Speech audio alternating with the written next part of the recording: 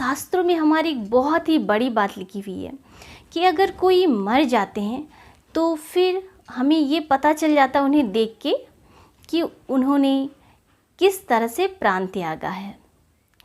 तो हमें पता चल जाता है कि वो इंसान जो भी इस दुनिया में नहीं है वो पुण्यात्मा है या पापात्मा है, उन्होंने जीवन भर पुण्य कमाया है या पाप कमाया है। आप मृत्यु के बाद उन्हें देख के भी आसानी से पता लगा सकते हैं।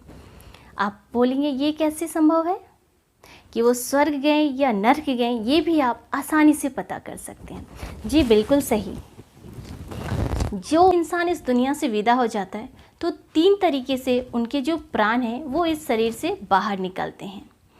एक प्राण जो बहुत ही जिन्होंने अधम काम किए हैं, उनके जो प्राण हैं वो नीचे के रास्ते से होके जाते हैं, मल मूत्र के द्वार से। जिन्होंने मध्यम, जिन्होंने अपने जीवन में अच्छा काम किया है और बुरा भी किया है, दोनों का मिला जुला है, जब उनके प्राण जाते हैं तो उनके मुख से लावा निकलता है। आपने बहुत किसी का देखा होगा कि जब उनकी मृत्यु होती है तो उनकी मुंह खुली हुई रहती है, तो उनके प्राण जो है मुंह से जाता है। और एक होते हैं उत्तम, अधम, मध्यम और उत्तम। जो उत्तम मार्ग होता है वो जो होता है वो जब मरते हैं वो लाखों करोड़ों में एक महापुरुष होते हैं जिनकी आत्मा सीधे मस्तक से होके निकलती है और वो सीधे परमात्मा के धाम तक पहुंच जाते हैं।